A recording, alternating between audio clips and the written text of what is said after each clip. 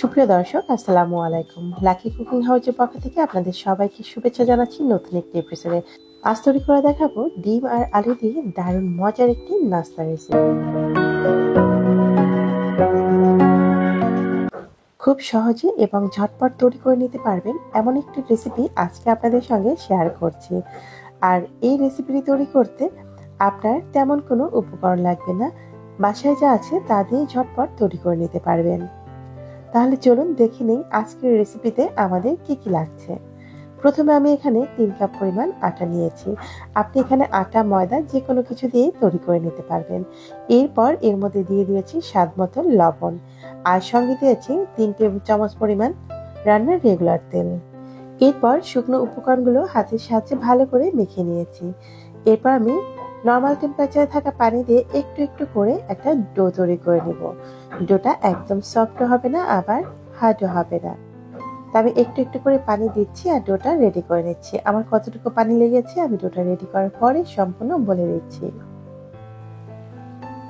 তো এটা খুব সফট এবং একদম মোলায়েম করেই মেখে নিতে হবে। তবে লক্ষ্য রাখবেন ডোটা যেন খুব সুন্দরভাবে মাখানো হয়ে যায়। তো মোটামুটি আমার ডোটা কিন্তু রেডি হয়ে আসছে। তো এই ডোটা তৈরি করতে আমার সর্বোচ্চ পানি লেগেছে 1.5 কাপ পরিমাণ। 1 কাপ আর হাফ কাপ পরিমাণ পানি লেগেছে। তো আমি ডোটা 10 মিনিটের জন্য রেস্টে রেখে দিচ্ছি। চেষ্টা করবেন 10 থেকে 15 মিনিটের জন্য ডোটা রেস্টে রেখে দেওয়ার জন্য, এতে করে ডোটা অ্যাক্টিভ হয়ে যাবে। এরপর আমি একটা পুর তৈরি করে নিচ্ছি। একদম হাতের কাছে যা আছে তা দিয়ে কিন্তু এই রেসিপিটা আপনারা ঝটপট তৈরি করে নিতে পারবেন। চুলায় একটা প্যান বসিয়ে দিলাম। এরপর দিয়ে দিয়েছি সামান্য একটু তেল। হালকা গরম করে নিয়ে এর মধ্যে আমি দিয়ে দিয়েছি আগে থেকে ফেটিয়ে রাখা 2টো ডিম, আর সামান্য একটু লবণ দিয়ে ডিমটা কিন্তু ফেটিয়ে রেখেছিলাম। এরপর আমি ডিমের একটা ঝুড়ি তৈরি করে নিচ্ছি। আপনারা চাইলে এখানে চিকেনও ব্যবহার করতে পারেন, তবে আমি যেহেতু একদম সিম্পল ভাবে তৈরি করছি আর ডিম আর আলু দিয়ে যে এত মজার একটা নাস্তা তৈরি করা যায় সেটা কিন্তু অনেকেরই অজানা রয়েছে। আর এই রেসিপিটা আপনারা চাইলে ফ্রোজেন করেও রাখতে পারবেন, তাহলে আর বাচ্চাদের টিফিনে আপনার নাস্তা বানাতে ঝামেলা হবে না। ডিমের ঝুড়িগুলোকে আমি একটা পাত্রে ঢেলে নিয়েছি। এরপর আমি একই প্যানের মধ্যে দিয়ে দিয়েছি সামান্য একটু তেল। এরপর দিয়ে দিচ্ছি পেঁয়াজ কুচি, আর সেই সঙ্গে দিয়েছি বেশ কিছুটা মরিচ কুচি। এটা হচ্ছে আপনি ঝাল কতটা খেতে চান সেই পরিমাণে আপনি এটা ব্যবহার করবেন। পেঁয়াজ আর মরিচ হালকা একটু ভেজে নিয়ে এরপর আমি অ্যাড করে দিয়েছি হলুদ গুঁড়ো। এরপর দিয়ে দিচ্ছি স্বাদ মতো লবণ। হলুদ আর লবণ দিয়ে পেঁয়াজ আর মরিচের সঙ্গে ভালো করে একটু ভেজে নিচ্ছি। লবণটা দেওয়ার পর কিন্তু পেঁয়াজটা খুব দ্রুত সেদ্ধ হয়ে যাবে।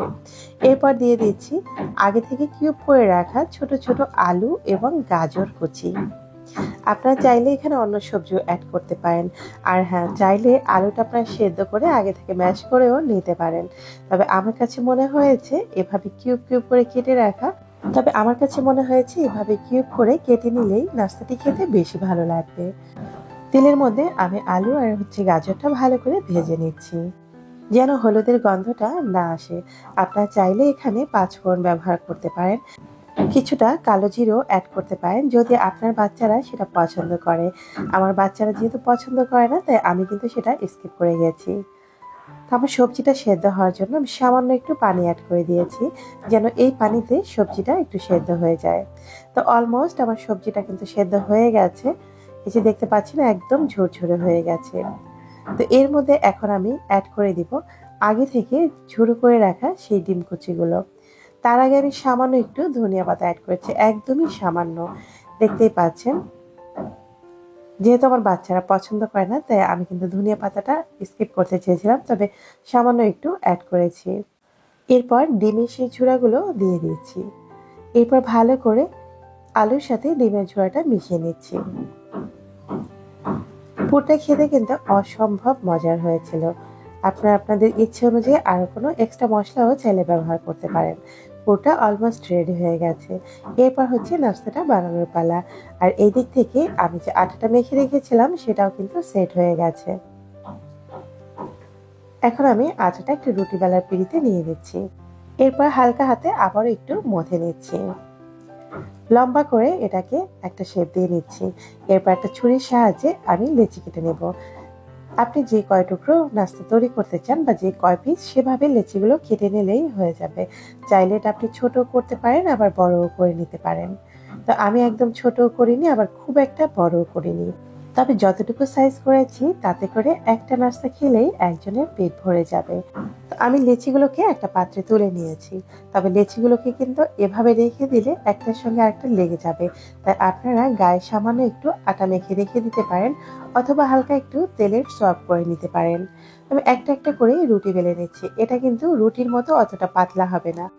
দুইটা রুটি একত্রে করলে যতটুকু মোটা হবে ঠিক সেভাবেই থিকনেসটা রাখবো।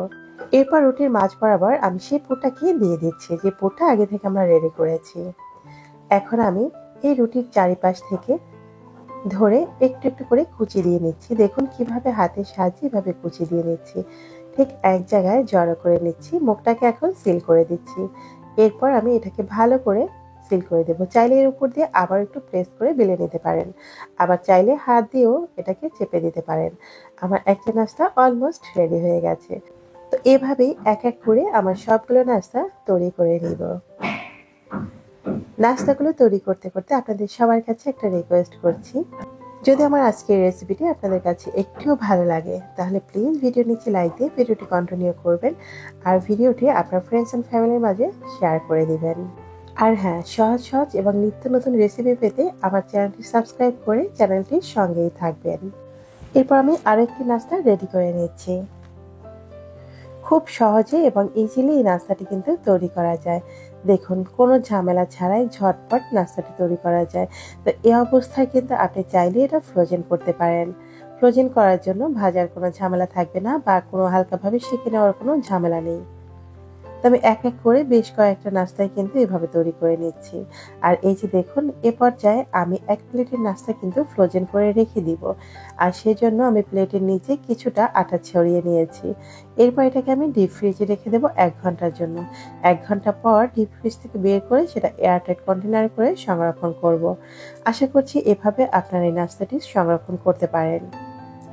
আর বেশ কয়েকটা নাস্তা কিন্তু আমি এখানে ভেজে নিচ্ছি আজকের জন্য। আমি একটি ফ্রাই প্যানের মধ্যে বেশ কিছু তেল দিয়ে দিয়েছি। এরপর হালকা গরম করে নিয়েছি তেলটা কিন্তু অবশ্যই হালকা গরম করে নিতে হবে, তা না হলে কিন্তু নিচ দিয়ে পুড়ে লাগবে।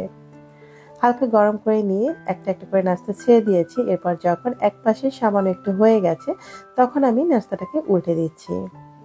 একদমই লো ফ্লেমে রেখে নাস্তাটি ভেজে নিতে হবে। আর দেখুন একটু একটু করে এটা কতটা ফুলে উঠছে, মনে হচ্ছে এক একটা বলের মতো হয়ে যাবে। তো আমি তো একটা পর্যায়ে ভেবেছিলাম না ফেটেই যায়। দেখুন কতটা ফুলে উঠেছে। ক্যামেরায় কতটুকু আপনারা দেখতে পাচ্ছেন জানি না, তবে বাসায় তৈরি করলে বুঝতে পারবেন নাস্তাটা আসলেই কিন্তু অনেক সুন্দর, আর খেতেও কিন্তু মাশাআল্লাহ অনেক অনেক বেশি টেস্টি। বাচ্চারা তো অনায়াসে পছন্দ করবে। আর আপনিও ঝটপট যে কোনো সময়টা তৈরি করে নিতে পারবেন। যেহেতু ফ্রোজেন করার সুবিধা রয়েছে, তাই আপনাকে প্রতিদিন ঝামেলাও করতে হবে না। একদিন বানিয়ে অনেক দিন পর্যন্ত রেখে ফ্রিজে ফ্রোজেন করতে পারবেন। তো আশা করছি আমার আজকের রেসিপিটি আপনাদের কাছে একটু হলেও ভালো লেগেছে। তো আবারও বলছি, যদি রেসিপি ভালো লাগে তাহলে অবশ্যই সবার মাঝে শেয়ার করে দিবেন, আর অন্যকেও দেখার সুযোগ করে দিবেন। তো এই যে অলমোস্ট আমার নাস্তাগুলো রেডি হয়ে গেছে। গরম গরম পরিবেশন করুন সস কিংবা পেঁয়াজ, অথবা আপনার পছন্দের যে কোনো সালাদের সঙ্গে। আজকে এখানেই বিদায় নিচ্ছি। দেখা হবে আগামী পর্বে নতুন কোনো রেসিপির সঙ্গে। আসসালামু আলাইকুম।